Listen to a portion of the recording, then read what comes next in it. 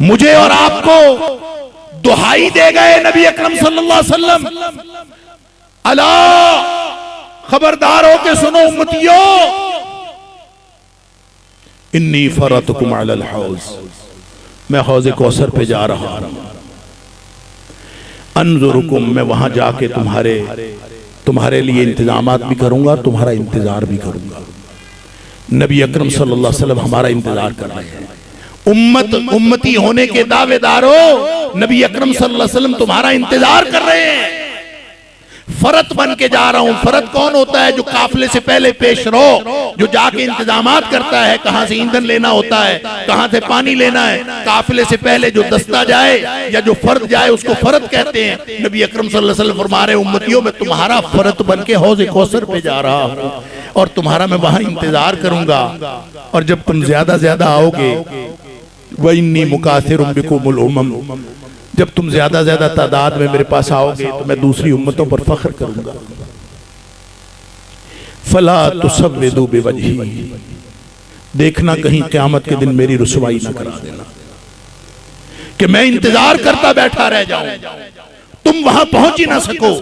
اور پہنچنا کیسے ہے؟ فرمایا میری امت آ رہی ہوگی، ساری امت پہنچ رہی ہوگی، گروہ در گروہ آ رہے ہوں گے۔ ایک صحابی پوچھتا ہے اللہ کے رسول صلی اللہ علیہ وسلم کیسے پہچانیں گے کہ آپ میری امت، کیسے پتہ چلے گا اتنی امتیں؟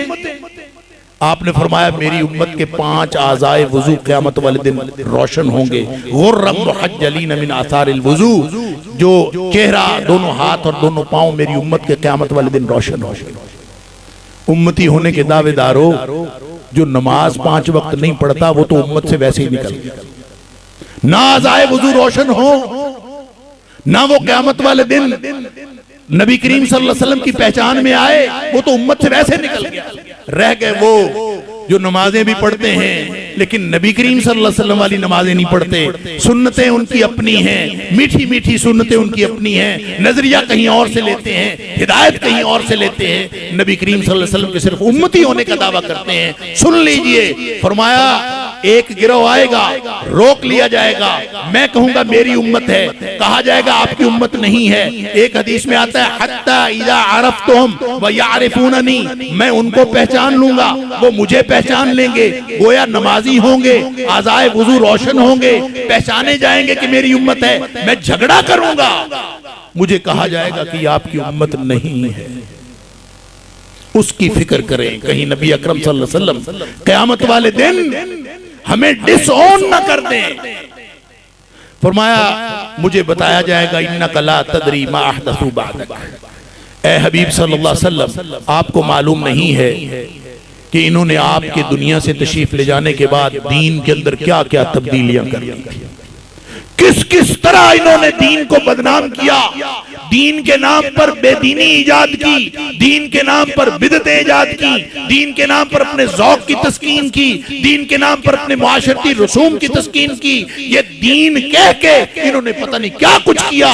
یہ آپ کے دین پر عمل نہیں کرتے تھے، کسی اور پر عمل کرتے تھے۔ فرمایا میں کہہ دوں گا سحقاً سحقاً، ان کو دور لے جاؤ، ان کو دور لے جاؤ، ان کو گھسیٹ کے جہنم میں پھینک دیا جائے۔ فَلَا تُسَوِّدُوا بِوَجْهِي، کہیں میں تمہارا انتظار کرتا نہ بیٹھا رہوں، تم وہاں پہنچ ہی نہ سکو۔ ایک ہی طریقہ ہے وہاں پہنچنے کا، ایک ہی طریقہ ہے اپنی عاقبت صحیح کرنے کا، ایک ہی طریقہ ہے نبی اکرم صلی اللہ علیہ وسلم کے امتی ثابت کرنے کا کہ اپنے آپ کو نبی کریم صلی اللہ علیہ وسلم کی لائی ہوئی ہدایت کے ساتھ